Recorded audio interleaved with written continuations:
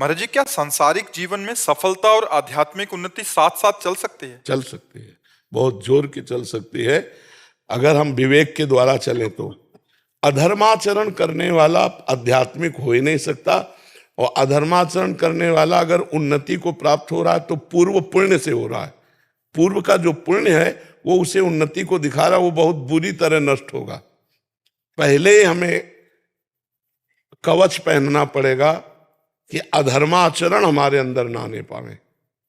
अब क्या क्या अधर्माचरण है, जब हम रोज सत्संग सुनेंगे तो हमें पता चलने लगेगा। और वैसे तो आपको बताएं, सबके हृदय में भगवान बैठे हैं और वो बता देते हैं ये गलत है। क्यों? आपको अनुभव हुआ कभी कि जो ही हम कुछ करना चाहते हैं वो गलत होता है तो वो भय देते हैं और कहते हैं ये गलत है, मत करो, लेकिन हम इसमें सुख मिलेगा, इतनी जोर की भावना हो जाती है कि हम भगवान की आज्ञा का उल्लंघन करके और वो पाप कर्म कर बैठते हैं। अगर हम पाप कर्म करेंगे तो अध्यात्म में चल ही नहीं पाएंगे।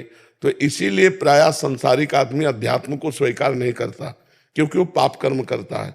पापवंत कर सहज स्वभाव, भजन मोर ते भाव न काऊ, जो पे दुष्ट हृदय सोई होई, मोरे सन्मुख आव की सोई। वो पापाचरण के कारण अध्यात्म को स्वीकार नहीं करता। यदि पापाचरण त्याग कर दे तो अध्यात्म और सांसारिक उन्नति साथ साथ चलती जाएगी। चक्रवर्ती सम्राट महाराज अम्बरीश जी थे और महान भागवत भी थे। जनक जी परम ज्ञानी हैं और राजा भी हैं, तो साथ साथ दोनों बातें चल सकती हैं यदि गंदे आचरणों का त्याग कर दिया जाए तो। पर है कठिन, क्योंकि गंदा आचरण हम छोड़ नहीं पाते। गंदा आचरण होता कब है? जब हम मन के अनुसार चलते हैं। और गंदा आचरण छूटता कब है? जब हम शास्त्र के अनुसार चलते हैं। तस्मात् शास्त्रम प्रमाणन्ते कार्याकार्यो व्यवस्थितो। कार्य और अकार्य की व्यवस्था शास्त्रों में की गई। तो सब शास्त्रों का ज्ञान ना हो तो संतों का संग करो, तो वो सार बातें आपको सत्संग में सुनाते रहेंगे तो आपका ज्ञान प्रकाशित होता रहेगा। अगर हम शास्त्रीय ज्ञान के अनुसार अपने कर्म का अनुष्ठान करें, अब जैसे आप कोई पदाधिकारी हैं, आपको पता है घूस लेना कानूनी अपराध है और भागवतिक भी अपराध है, लेकिन कौन मानता है? आप विचार करो। आपको पता है कि निर्दोष को बख्शना और दोषी को दंड देना यही हमारा कर्तव्य है, लेकिन कहां कर्तव्य का पालन करता है? क्या वो नहीं जानता है पाप कर्म है? अब वो कहे कि हम आध्यात्मिक भी उन्नति कर ले और लौकिक भी उन्नति कर ले, तो लौकिक आ गया, लेकिन ये जब फूटेगा इसका जहर तो पूरा वंश को बर्बाद कर देगा।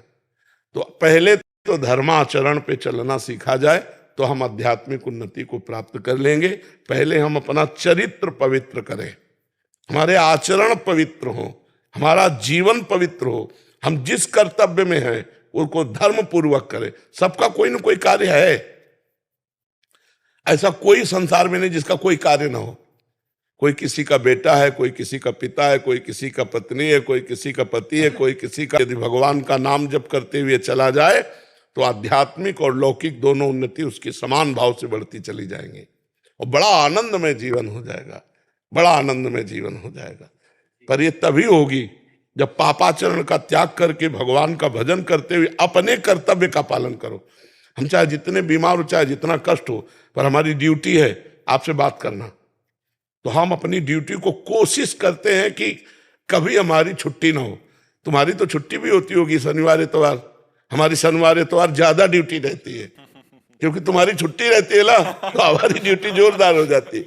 अपने कर्तव्य का धर्म पूर्वक पालन। तो तुम्हारा जो प्रश्न है कि लौकिक और आध्यात्मिक दोनों उन्नति अगर चाहिए तो पहला होगा चरित्र सही करो और धर्म से चलो, और दूसरों को शोषण करने की वृत्ति जो अंदर होती है उसका त्याग कर दो, अपने आप सब ठीक हो जाएगा। समझ पाए बच्चा? महाराज जी, धीरे धीरे इसका बहुत ज्यादा बढ़ रहा है महाराज जी, लोलुपता।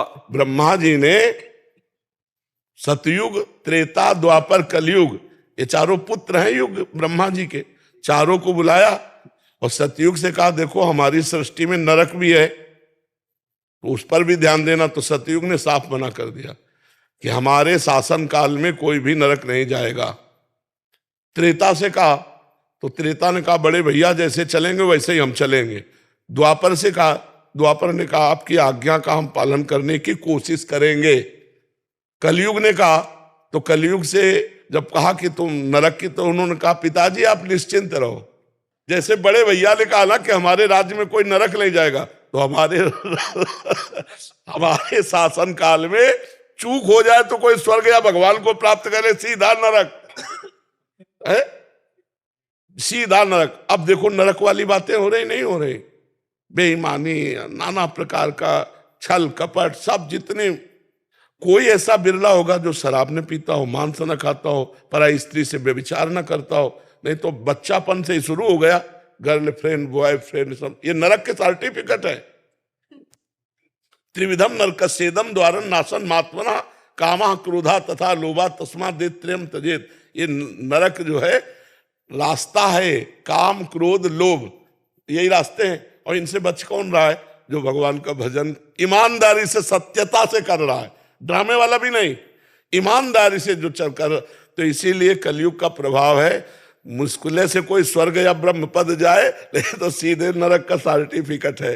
आप तो कलयुग को टक्कर दे रहे हैं फिर सब। हम भगवान के बल से, हमारी सामर्थ्य नहीं है, ये भगवान के नाम के बल से, भगवान की महिमा के बल से कुछ घसीट रहे हम भी, कि हमारी झोली में आवे तो ठाकुर जी तक भेजे, न नरक न स्वर्ग, सीधे भगवान, सीधे निकुंज, सीधे राधा रानी के चरणों में। सही पूछो तो भगवान किसको चाहिए? ये कोई बिरला चाहता है कि शरीर छूटे, इससे पहले मैं भगवान को प्राप्त हो जाऊं। इस आवागमन से मैं ऊब गया हूं, संसार के झूठे नकली प्यार से ऊब गया हूं। हे प्रभु मैं आपको भट्टच। राधे राधे महाराज जी। महाराज जी, नैतिक दुविधा के समय ईश्वर का मार्गदर्शन प्राप्त करने का सर्वोत्तम तरीका क्या है? कभी पारिवारिक समस्याएं, ऐसी कोई भी समस्याएं आ जाती हैं उस समय। देखो, हमने जो अनुभव किया है कि जब तक नाम जप नहीं करोगे तब तक बुद्धि शुद्ध नहीं होगी, और जब तक बुद्धि शुद्ध नहीं होगी तो निर्णय ठीक नहीं होगा। नाम जप सर्वोपरि है। चैतन्य महाप्रभु ने 3 बातें कही, नाम जप करे, वैष्णव सेवा करे, सब पर दया का भाव रखे, इससे बढ़कर कोई बात नहीं। नाम जीवे दया, नामे रुचि, वैष्णव सेवा, ये 3 बातें जोर की कही, और कहा इसके बाद हम और कुछ नहीं जानते। सनातन जी से ये 3 बातें कही कि जीवे दया, सब पर प्रेम का व्यवहार करो, नामे रुचि, खूब रुचि पूर्वक नाम जप करो, और वैष्णव सेवा, संत वैष्णव घर पधारे तो प्रसन्न हो जाओ, नाच पड़ो। आज हमारे सौभाग्य उदय हुए, भगवान के लाडिले हमारे घर आए, उनका चरणामृत उतारो, उनकी आरती उतारो, उनको भोजन पवाओ, उनमें भगवान का भाव करो, अभी बुद्धि शुद्ध हो जाए। अगर हम सोचे कि विचार के द्वारा अपने को सुधार लेंगे तो विचार बुद्धि से होते हैं, और मलिन बुद्धि मलिन विचार देती है, पवित्र बुद्धि पवित्र विचार देती है। तो हमारा जोर एक बार इस बात का होना चाहिए कि हमारी बुद्धि पवित्र हो, और वो पवित्र होगी भगवान की कथा सुनने से, भगवान का नाम जप करने से, भगवान की सेवा करने से, भक्तों का चरित्र सुनने से, भक्तों का संग करने से। इसी से बुद्धि पवित्र होती है। और जब बुद्धि पवित्र हो जाती है तो पति के साथ क्या व्यवहार करना चाहिए, पत्नी के साथ कैसा व्यवहार होना चाहिए, माँ के साथ कैसा व्यवहार, वो जो पारिवारिक हमारे, वो बहुत सुंदर बन जाता है। पवित्र बुद्धि में होता है हमारे माता हैं, हमारे पिता हैं, बोले नहीं उल्टा बोलते हैं तो उनका बच्चों जैसी बुद्धि हो जाती है। जो वृद्ध पुरुष हैं उनकी बालकों जैसी बुद्धि हो जाती है। हमको जैसे छोटे बालक पर गुस्सा नहीं आता, वो हमारी दाढ़ी नोचे, वो हमें कटु बोले, कुछ भी बोले तो बालक है। ऐसे वृद्ध को भी क्षमा भाव रखना चाहिए अपने माता पिता। देखो चाहे जितनी सेवा करो, वो कभी ये नहीं कहेंगे कि ये बहुत सेवा करता है, वो कमी निकालेंगे कि बहू हमारे साथ ऐसा बर्ताव करती है, बेटा ऐसा बर्ताव करता है। तो हमें, अगर हम भजन करते हैं, हमारी बुद्धि पवित्र है, तो हर समय पूज्य भाव बना रहेगा कि यार पिता है, यार माता, उनको जो बोलना है बोलने दो, हमारा जो कर्तव्य हम करें। तो अपने जो दैनिक दिनचर्या के कर्तव्य हैं परिवार के, वो तभी हम ठीक से पालन कर सकते हैं जब भजन हो। नहीं तो जरा सी बात में माता पिता को पीट दिया, जरा सी लोभ के लिए भाई भाई की हत्या कर दी, जरा सी बात के लिए बड़े बड़े उपद्रव हो जाते हैं। सब ठीक है, लेकिन बुद्धि भ्रष्ट है तो उपद्रव करके महान विघ्न पैदा कर देती। तो हमको थोड़ी सी बुद्धि अगर शुद्ध हो जाए तो जीवन जीने का तरीका आ जाए। नहीं तो सब भगवान ने व्यवस्था की, लेकिन हमारी बुद्धि ही हमको नरकगामी बना देती है, जेलगामी बना देती है। तो हमें चाहिए नाम जप के द्वारा, सत्संग के द्वारा, शास्त्र स्वाध्याय के द्वारा हम अपनी बुद्धि को शुद्ध करें, आचरण हमारे शुद्ध हो, तो हम अपने परिवार को भगवान की तरह प्यार करें, तो हमारा मनुष्य जीवन जो आनंद के लिए वो निर्वाह हो जाए। नहीं तो कब क्या हो जाए कुछ पता नहीं, बहुत गलत बुद्धि है। कब क्या निर्णय कर दे, कब क्या करवा दे, कुछ पता नहीं है। 1 मिनट में दुर्गति हो जाती है, 1 मिनट में। ऐसे कितनी घटनाएं हैं जिनमें हमारी बुद्धि हमको धोखा दे देती है और हमसे पापाचरण बन जाते हैं। जो नहीं होना चाहिए वो हमसे हो जाता है। इसलिए हम प्रार्थना करते हैं सबसे, जैसे जीने के लिए हमें श्वासों की आवश्यकता है, ऐसे जीवन व्यवहार के लिए हमें भगवान की आवश्यकता है, अध्यात्म की आवश्यकता है। यदि अध्यात्म के द्वारा हमारा माइंड कंट्रोल नहीं होगा तो हमको गलत करवा देगा, हमसे बहुत बुरा करवा देगा। और सब हो रहा है, आप लोग संसार में देख रहे हैं। जहां लिखा था अनुज बधू भगनी सुत नारी, सुन सठिए कन्या समचारी, इन्हीं कुदृष्ट बिलोके जोई, ताई बधे कछु पाप न होई, वही आचरण बढ़ के हो रहे। क्यों? क्योंकि बुद्धि भ्रष्ट है। तो यदि हमको समाज में सही ढंग से जीना है, स्वयं सुखी रहना है और दूसरों को सुख प्रदान करना है, तो बुद्धि शुद्ध होनी चाहिए। बुद्धि बिगड़ गई तो सब बिगड़ जाता है। इसलिए हमें नाम जप करना है, सत्संग करना है, अच्छे आचरण करने हैं। इसी से हम ठीक निर्णय कर पाएंगे। युवराज जी इटावा से। राधे राधे महाराज जी। महाराज जी, जब मृत्यु निश्चित है परंतु हम भाग्य को भजन के द्वारा बदल सकते हैं, इसी प्रकार मृत्यु जो कि निश्चित है उसे भजन, नाम जप या अच्छे कर्मों से मृत्यु को कष्ट रहित या अंतिम समय में भी भगवान का अच्छी चिंतन हो, ऐसा क्या कर सकते हैं? हाँ, कष्ट रहित हो जाओगे, मृत्यु का दुख नहीं भोगना पड़ेगा। जैसे हाथी के गले से फूलों की माला टूट के गिर जाए, राय बेल की, मोगरा की, छोटी छोटी होगी, उसको पता भी नहीं चलेगा। ऐसे ही जो भजन करता है तो अंतिम समय भगवान उसकी स्मृति बन जाते हैं और इतना आनंद होता है कि उसको मृत्यु का कष्ट नहीं मिलता। पर ये उसी को जो जीवन भर भजन करता है, अंतिम समय भगवान का स्मरण आ गया और वो भगवान के पार्षद स्वरूप होकर दिव्य धाम की यात्रा करता है, तो उसे मरने का भय या मरने का दुख नहीं रहता, जो निरंतर भजन करता है। पर निरंतर भजन करना बहुत कठिन है, नहीं? हाँ, बार बार मन को प्रभु में लगाओ और ये ऐसा प्रपंची है कि भाग के प्रपंच में चला जाता है, दुनिया की बातें बुनता रहता है, भजन में नहीं लगता है। भजन में इसको अभ्यास के द्वारा लगाया जाता है, बहुत दीर्घ काल तक अभ्यास, लंबा समय अभ्यास में दे। तो जहाँ जहाँ मन जाए वहाँ से हटा हटा के नाम में लगाओ, जहाँ जहाँ मन जाए वहीं भगवान को देखने की चेष्टा करो कि सब में भगवान है। तो धीरे धीरे मन पवित्र होगा और जब पवित्र हो गया फिर रुचि आ जाती है, नाम में रुचि आ गई, बस नाम में रुचि हो गई, सब कुछ हो गया। जहाँ नाम में रुचि हो गई तो बस फिर सब बात बन जाती है। फिर तो जैसे गरीब आदमी धनी हो जाए, ऐसे नाम रूपी धन जहाँ आया तो सब विकार नष्ट हो जाते हैं, सब सद्गुण आ जाते हैं, भगवान की झांकी आने लगती है, परमानंद में भगवान से अपनापन हो जाता है, फिर तो निहाल हो गया जीव।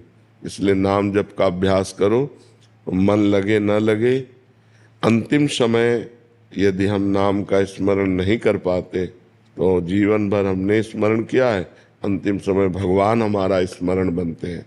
जिस समय हमारा अंतिम समय होता है, हम बेहोश होते हैं, उस समय भगवान स्मरण बनते हैं। जय नाम ते कृष्ण, वो नाम रूप से स्फुरित होने लगते हैं, राधा राधा कृष्ण कृष्ण, बस जीव का परम कल्याण हो जाता है। अभिषेक जी दिल्ली से। जय जय गुरु हरिवंश। श्री हरिवंश महाराज जी। महाराज जी, जो नाम का ध्यान आपने बताया उसी का अर्थ स्वरूप में स्थित रहना है या फिर स्वरूप कुछ और है महाराज जी? पहले हमको चाहिए कि संसार से मन हटाकर नाम में लगाएं, पहला काम हम कर लें। अब हमारा मन में नाम में लगने लगा तो फिर नाम का प्रभाव अंदर ज्ञान पैदा करता है कि मैं स्थूल शरीर नहीं हूँ, मैं सूक्ष्म शरीर नहीं हूँ, मैं कारण शरीर नहीं हूँ, मैं सच्चिदानंद भगवान का अंश हूँ, श्री कृष्ण अंश, ममैवांशो, मैं कोई प्रकृतिजन्य रचना नहीं हूँ। अब वो शुद्ध ज्ञान उसको अपने स्वरूप की तरफ ले जाता है। पर पहले हमारा अनर्थ निवृत्ति हो ना, जो गंदी आदतें हैं, जो पाप प्रवृत्तियां हैं, जो मन की चंचलता, ये पहले निवृत्त हो तो हमें डट कर पहले नाम जप करना चाहिए। जब नाम जप में मन न लगे तो नाम कीर्तन करना चाहिए। नाम कीर्तन में मन न लगे तो भगवत कथा सुननी चाहिए, कोई शास्त्र स्वाध्याय करना चाहिए। भगवान से हटकर हमारा मन जाए तो समझो कि विपत्ति होने वाली है। का हनुमंत विपत्ति प्रभु सोई, जब तो सुमिरन भजन न होई। जहाँ सुमिरन भजन नहीं हो रहा तो फंसा देगा मन कहीं ना कहीं। बहुत दुष्ट है, मतलब इतना बेईमान, इतना सुंदर भगवान के नाम का सुमिरन छोड़कर संसार के बेमतलब जाल बुनता रहता है, बेमतलब घूमता रहता है। उसको लाख समझाओ, वो उसकी आदत है। अब बस उसी को संभाल ले तो जीवन मुक्त हो जाए। बंधन और मोक्ष का कारण मन ही है। विषयों में लगा हुआ मन बंधन का कारण है और भगवान में लगा हुआ मन मोक्ष का कारण है। तो खूब भजन करो, इसी से ज्ञान प्राप्त हो जाएगा।